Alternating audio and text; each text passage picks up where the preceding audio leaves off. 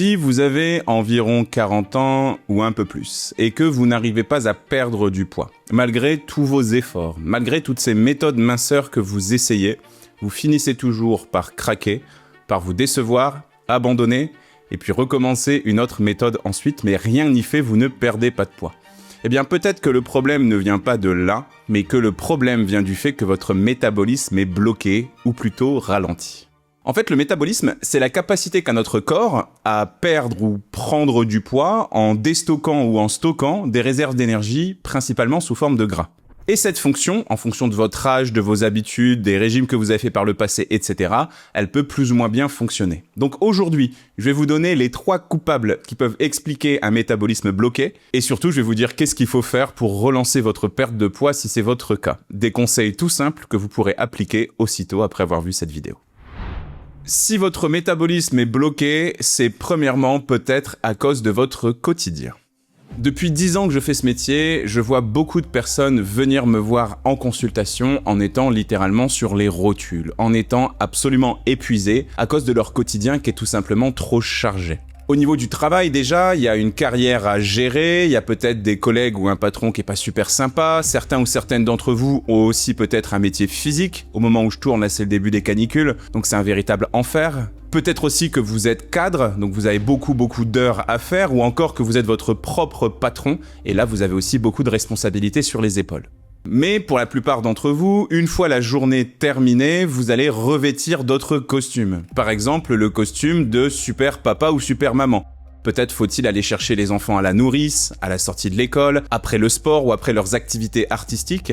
Là aussi, être à la hauteur de ce que vos enfants attendent de vous, et puis rentrer chez vous et enfiler un nouveau costume. Le costume de super mari, super épouse ou super compagne et super compagnon.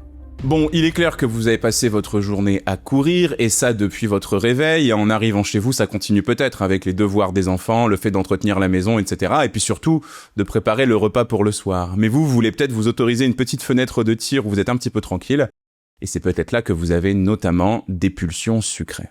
Si vous craquez pour ces pulsions sucrées, je tiens à vous rassurer, c'est pas de la faiblesse, c'est pas un manque de volonté, c'est pas un manque de caractère, c'est complètement normal. Votre cerveau et votre corps ont besoin de carburant, donc d'énergie, et ont besoin aussi de réconfort, et le sucre, ou le gras, voire le sucre et le gras ensemble, remplissent cette fonction plutôt très efficacement. Nous ne sommes que des êtres humains, nous ne sommes pas des robots, et c'est normal que parfois on craque avec des émotions qui sont un peu fortes. Si vous n'avez pas craqué, ou en tout cas si vous n'avez pas craqué ce jour-là, bravo, mais vous avez dû encore une fois jouer une sorte de rôle, vous battre contre vous-même, et ça peut augmenter encore un petit peu le stress, et peut-être que ça va faire l'effet d'un élastique sur lequel vous tirez, et qui risque de claquer encore plus fort quand vous céderez à la tentation. Bref, dans les 2 cas, vous enchaînez des journées très remplies, où vous prenez uniquement que très peu de temps pour penser à vous, et aussi très peu de temps pour écouter les messages que votre corps vous envoie, et vous allez enchaîner à longueur de journée des pics et des creux d'énergie, mais aussi des pics et des creux de sucre que vous avez dans le sang à cause de cette journée très éreintante que vous avez au quotidien et qui vous permet pas de vous alimenter correctement. Peut-être que certains d'entre vous, par exemple, partent le matin avec juste un café dans le ventre, ont faim dans la matinée. Peut-être que le midi, parce qu'il y a une réunion à 13h30, vous avez que 30 minutes pour manger, donc c'est un jambon beurre de boulangerie ou une salade Sodebo. Peut-être que vous avez justement ces fameuses pulsions sucrées à l'heure du goûter. Peut-être que du coup, en conséquence, vous vous interdisez les féculents le soir. Enfin bref, ça fait vraiment beaucoup de choses qui font qu'elles peuvent, à elles seules, ralentir ou dérégler un petit peu votre métabolisme. Si votre métabolisme est bloqué, deuxième explication, c'est peut-être à cause du stress, ou plutôt de l'expression de l'hormone du stress qui s'appelle le cortisol.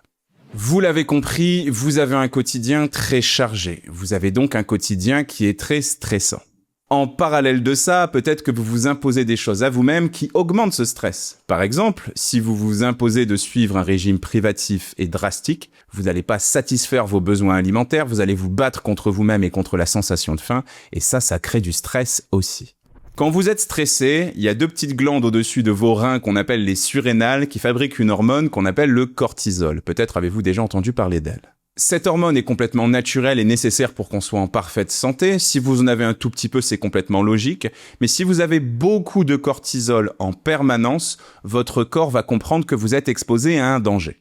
Et là, je vais faire un petit parallèle en n'oublions pas qu'à la base, nous sommes des animaux ou presque, en tout cas des hommes préhistoriques. Si vous êtes installé autour d'un feu de camp, et que vous savez qu'il y a un danger potentiel autour de vous. Par exemple, un animal qui veut vous bouffer au milieu de la nuit dès que vous arrêtez d'être vigilant. De quoi allez-vous avoir besoin pour pouvoir fuir quand cet animal va arriver? D'énergie, de carburant. Si vous n'avez pas de carburant, si vous n'avez pas d'énergie, un peu comme une voiture qui serait à sec, vous n'allez jamais réussir à partir en courant ou à vous défendre si un prédateur arrive. Eh bien, plusieurs milliers d'années plus tard, c'est un peu le même fonctionnement. Votre corps se dit, s'il y a beaucoup de stress, s'il y a beaucoup de cortisol, donc s'il y a un danger, il faut que je fasse en sorte que le corps ait assez de carburant pour pouvoir partir en courant d'une certaine manière. Donc, votre corps va avoir tendance à faire davantage de réserves d'énergie. Donc, votre corps va avoir tendance à moins éliminer, à moins puiser dans les réserves d'énergie que vous lui apportez avec l'alimentation. Vous allez donc davantage stocker. Le problème, c'est que notre cerveau ne fait pas la différence entre un grizzly qui tourne autour de nous pendant la nuit et un mail urgent reçu à 23h qui nous a réveillés. Donc même si nous sommes dans une société plutôt moderne à l'abri de ce genre de menaces pour la plupart d'entre nous, eh bien il est possible que vous soyez en permanence, de façon chronique, soumis à un stress beaucoup trop important, qui à lui seul ralentit votre métabolisme, vous l'aurez compris. Et la réponse classique à ça a été prouvée dans l'étude scientifique que je vous remets juste ici et dans la description. Plus de stress, plus de cortisol, c'est certes des réserves d'énergie dans lesquelles le corps va moins puiser, mais aussi davantage de pulsions sucrées et de sensations de faim. C'est un cercle vicieux qu'il faut vite inverser si vous voulez perdre du poids. Avant d'aller plus loin, je prends juste 5 secondes pour vous rappeler de vous abonner à la chaîne si c'est pas encore fait. C'est le meilleur moyen de soutenir mon travail si vous l'appréciez et vous ne raterez aucune des prochaines vidéos à venir. Merci à vous. Si votre métabolisme est bloqué ou ralenti, le troisième coupable possible, c'est l'inflammation. Si vous suivez cette chaîne depuis un moment, vous vous rendez compte que je parle de plus en plus souvent d'inflammation. En fait, c'est quelque chose que j'utilise beaucoup depuis 10 ans que je suis nutritionniste, et c'est souvent la solution à une perte de poids qui n'arrive pas à se débloquer ou qui se passe pas aussi bien qu'on l'aurait espéré. Cette inflammation, c'est un phénomène complètement normal qui se passe dans notre corps et qui est aigu quand on a un problème qui dure pas longtemps. Je prends souvent l'exemple d'un coup de marteau qu'on se met sur le bout du doigt. Le corps prend ça comme une menace, il va envoyer beaucoup de sang au même endroit. On a donc le bout du doigt qui est rouge, qui est gonflé, qui est chaud et qui est douloureux. Ok, le lendemain c'est terminé, fin du problème inflammatoire. Mais avec le temps, il est possible qu'on ait ce qu'on appelle une inflammation chronique de bas grade qui s'installe et qui vienne finalement perturber le fonctionnement de tout notre corps. Et notamment le fonctionnement de notre système digestif qui est, vous l'imaginez bien, intimement lié à la perte de poids. Par exemple, premièrement, chez les femmes, à partir de 40 ans, on a une chute des œstrogènes en en préménopause, qui va durer jusqu'à la vraie ménopause, souvent une dizaine d'années plus tard. Et ça augmente l'inflammation. Ensuite, deuxièmement, si les bactéries qu'on a dans notre ventre, qu'on appelle le microbiote, sont un peu déséquilibrées, soit parce qu'on est trop stressé, parce qu'on n'a pas une alimentation de bonne qualité, ou encore parce qu'on fait trop souvent des cures d'antibiotiques, ça peut aussi augmenter l'inflammation. Et puis troisièmement, de façon logique, trop de stress. Trop de stress, ça abîme notre corps à petit feu d'une certaine manière et ça crée de l'inflammation chronique. Les conséquences de tout ça, c'est donc votre corps qui tourne au ralenti et certaines fonctions telles que le stockage et le stockage de l'énergie vont un tout petit peu moins bien se passer. Le corps va être moins bien réceptif, moins bien collaborateur au message qu'on va lui envoyer disant qu'il est grand temps d'utiliser ce sucre qu'il a mis en réserve sous forme de gras et forcément on a une prise de poids qui est plus importante et surtout une perte de poids beaucoup plus compliquée. C'est tout simplement la définition d'un métabolisme ralenti. Ok, c'est bien beau tout ça. On a dressé un tableau, on a trouvé nos 3 coupables. Maintenant, qu'est-ce qu'on fait? Première chose déjà, qu'est-ce qu'on ne fait pas? Et là, vous me voyez peut-être venir si vous me connaissez, on ne fait surtout pas régime. Si vous vous privez, vous allez vous frustrer. Si vous vous frustrez, vous allez créer plus de stress. Si vous créez plus de stress, vous créez plus de cortisol. Si vous créez plus de cortisol, vous créez plus d'inflammation. Résultat des courses, vous empirez les choses. Surtout si vous avez un peu plus de 40 ans, voire même quasiment la cinquantaine, votre corps a de plus en plus besoin d'être entretenu, d'être réparé, comme une voiture qui aurait de plus en plus de kilomètres au compteur. Et il va de moins en moins supporter le fait d'être menacé, le fait d'être abîmé par des régimes qui sont privatifs. Parce que certes, dans les régimes privatifs, il y a moins de calories, il y a moins de carburant, c'est le but, mais il y a aussi moins de tout un tas de choses qui ne contiennent pas de calories et qui sont absolument essentielles pour entretenir, réparer votre corps et faire en sorte qu'il fonctionne bien. Je pense à l'eau, au magnésium, au potassium, à certaines vitamines par exemple. Et puis, si vous faites un régime privatif, vous le savez, vous n'allez pas tenir dans le temps. Vous avez, je suis sûr, au moins 5-10 exemples autour de vous, si ce n'est même peut-être vous-même, de personnes qui ont fait des régimes privatifs, qui ont perdu 10 kilos, qui en ont repris 12. On le sait que ça fonctionne plus aujourd'hui. Et en fait, comme l'étude scientifique que je vous ai mis juste ici et dans la description l'a prouvé, En fait, en tirant sur cet élastique d'exigence, en vous privant le plus possible, il y a un moment où ça craque, ça lâche, c'est complètement normal, généralement au premier imprévu, et vous allez reprendre plus que ce que vous avez perdu. Bon, qu'est-ce qu'on fait alors? Premièrement, si vous êtes débordé et que vous n'avez pas envie de cuisiner le soir, moi j'ai 2 options à vous proposer. La première, c'est d'avoir entre 5 et 10 recettes de secours. Généralement, je propose d'en avoir 5 chaudes pour l'hiver, 5 froides pour le printemps et l'été. Des recettes que vous aimez, des recettes qui sont faciles à cuisiner, qui sont express, et pour lesquelles vous allez toujours avoir les ingrédients nécessaires pour les cuisiner dans un placard à la maison. Une sorte de placard de secours. Comme ça, si un soir vous avez la flemme ou un manque d'idées, ce qui est complètement humain, vous pouvez vous appuyer sur ces recettes. Par exemple, un bocal de pois chiches, quelques tomates cerises, une boîte de thon, quelques cubes de feta, et vous avez fait une salade équilibrée en quelques secondes. La deuxième astuce qui fait écho à la première, c'est d'éviter le perfectionnisme. Vous pouvez faire des recettes et des repas qui sont parfaitement équilibrés sans passer la moindre seconde à cuisiner. Par exemple, si vous utilisez ce que j'appelle le format plateau-repas. C'est pas bien compliqué, vous prenez un plateau et sur ce plateau, vous allez mettre plein d'ingrédients ensemble qui sont pas cuisinés tous ensemble, ça fait pas une recette généralisée, mais vous allez mettre plein de petites choses sur ce plateau que vous allez grignoter, souvent devant un film, c'est pour ça qu'on appelle ça plateau-repas ou devant un match de foot, mais devant un bon bouquin ou dans le calme ou en discutant, ça fonctionne aussi très bien. Et vous allez ainsi avoir un repas qui est équilibré. Vous pouvez avoir par exemple un petit peu de saumon fumé, quelques baby carottes, quelques radis ou quelques bâtonnets de concombre que vous allez tremper dans un fromage blanc dans lequel vous auriez mis un peu de sel, poivre et de jus de citron. À côté de ça, vous pouvez avoir une tranche ou 2 de pain de mie complet et puis en dessert un fruit par exemple. Temps de cuisine 0 secondes, on a juste grignoté ces petites choses, c'est parfaitement équilibré. C'est pas parfait, mais c'est équilibré.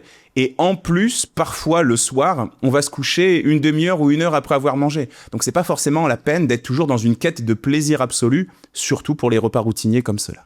Deuxième astuce, diminuer la charge mentale. Je termine véridique. Ce matin, une consultation en visio avec une patiente qui fait un plat pour elle, un plat pour son mari, et un plat différent pour ses enfants. Au mieux, son mari et ses enfants mangent la même chose, mais elle, c'est toujours différent des autres. Donc déjà, l'exemple donné aux enfants, il est pas top. Pourquoi maman, elle mange des choses de son côté et pas la même chose que nous? Souvent, c'est du blanc de poulet, de la salade, des choses un peu clichés des régimes. Mais en plus de ça, vous allez avoir une charge mentale colossale où vous avez 2 ou 3 repas à préparer tous les soirs. Donc moi, ce que je vous conseille, c'est de communiquer avec votre famille. Essayez de présélectionner des recettes qui sont équilibrées, par exemple les recettes du Nutri-Scope. Vous essayez d'en discuter pour essayer de comprendre les goûts de chacun. Et quand vous cuisinez quelque chose et que quelqu'un n'aime pas autour de la table, il explique ce qu'il n'aime pas et il vous dit qu'est-ce qu'il aurait bien mis à la place, par exemple. Comme ça, vous avancez dans votre quête d'avoir 5 à 10 recettes qui plaisent à tout le monde à la maison, qui sont express, qui sont faciles et qui sont équilibrées. Ça fera moins de stress et puis surtout, ça fera du temps pour vous, pour pouvoir vous poser, pour pouvoir penser à vous et recharger un petit peu les batteries. Autre astuce par rapport à ça, quand vous faites un repas qui est équilibré, faites-le en quantité conséquente. Je conseille toujours de faire l'astuce que j'appelle dans la méthode Nutri-Scope, l'astuce de l'invité mystère. Si vous êtes 3 à la maison, vous cuisinez pour 4. Si vous êtes 5, vous cuisinez pour 6. Si vous êtes seul, vous cuisinez pour 2. Vous faites toujours une portion supplémentaire. Soit vous la mangez le lendemain ou le surlendemain, soit vous la surgelez et vous la mangerez dans 1 semaine, 1 mois, 1 mois et demi, 2 mois, peu importe. Mais cuire 100 grammes de riz ou cuire 1 kilo de riz, ça prend autant de temps. Donc ayez ce réflexe de voir un peu plus large, de voir un peu plus grand, et créez-vous ces portions supplémentaires de ces repas équilibrés que vous allez mettre en réserve pour vous. Autre astuce que je tenais à vous donner. Pensez aux collations. Si le matin, et je connais ça par cœur, quand votre enfant ou vos enfants se réveillent, la journée commence au quart de tour en 1 seconde. C'est le cas à la maison. Dès qu'on entend notre fils poum poum poum poum poum qui court vers notre chambre, il faut qu'on soit au taquet avec madame au bout d'1 seconde. Ok, c'est fatigant, mais c'est magnifique. Peut-être que le matin, vous avez très peu de temps pour vous. Vous courez partout, bref, comme dans beaucoup de foyers français. Et là, vous vous dites, merde, j'ai pas le temps de me poser, prendre un bon petit déjeuner. J'ai pas le temps de faire 2 œufs, avec peut-être un demi-avocat, une poignée de noix, un petit peu de pain complet. Pourtant, vous savez que c'est un petit déjeuner qui est équilibré et que vous aimez bien. Mais ça tient pas dans votre agenda, ça tient pas dans votre organisation. Et bien là, la solution, c'est peut-être tout simplement de faire une petite collation. Ou peut-être que vous n'avez pas faim le matin. Vous savez que ce serait bien que vous mangiez quelque chose au réveil parce que vous allez avoir le ventre qui gargouille vers 10h et vous avez le distributeur en ligne de mire au travail, mais vous n'avez pas faim. Donc vous allez quand même pas vous forcer, sinon vous allez vomir. Eh bien, dans ces 2 situations, peut-être que la solution, c'est de faire une collation dans le milieu de la matinée. Une collation nomade que vous pouvez facilement manger au bureau ou peu importe où vous êtes à cette heure-ci, mais une collation équilibrée et qui va vous permettre de tenir beaucoup plus facilement jusqu'au repas du midi. Parce que le repas du midi, pris dans un contexte professionnel, c'est pas toujours simple qu'il soit équilibré non plus. Donc si le matin c'est pas équilibré et que le midi ça ne l'est pas non plus parce que vos conditions de travail ne le permettent pas et que vous vous contentez d'un jambon beurre industriel mangé en un quart d'heure, vous pouvez être sûr et certain que le soir, en rentrant chez vous, vous allez être débordé par les pulsions sucrées.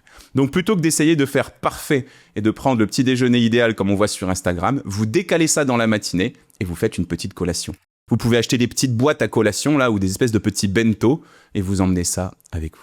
Et ce que je viens de vous expliquer pour le matin, vous pouvez tout à fait l'appliquer à l'après-midi. Faites une collation à l'heure du goûter, 16h, 16h30, 17h, 17h30, ça dépend à quelle heure vous prenez votre dîner et à quelle heure vous allez vous coucher. Et ici c'est pareil, bien évidemment qu'on a envie de prendre une collation parfaite, un peu comme dans les pubs Ricoré où tout le monde est beau, on a le temps, voilà. Non, ça tient pas, ça fonctionne pas la plupart du temps. Même si c'est pas parfait, prendre votre collation dans les transports en commun ou en voiture si vous avez une heure de bouchon, ce sera toujours quelque chose de positif pour vous. Donc comme pour le reste de la journée, n'essayez pas de faire parfait, faites pratique, faites efficace, et je vous assure qu'une collation dans la matinée va équilibrer votre repas du midi et qu'une collation prise dans l'après-midi va équilibrer le repas du soir. Vous avez maintenant un plan d'action, vous savez quelles astuces mettre en place dans votre quotidien pour changer les choses. Donc n'hésitez pas à essayer tout ça et à revenir me dire en dessous la vidéo en commentaire dans quelques jours ce que ça aura donné. Pour que le métabolisme fonctionne bien, c'est aussi très important qu'un organe ne soit pas en souffrance. Cet organe, c'est le foie. J'ai fait une vidéo récemment, je vous donne les 5 signes qui montrent que votre foie aurait besoin d'être réparé. Je vous remets ça juste ici, n'hésitez pas à aller voir ça. Moi, je vous dis à très bientôt. Salut.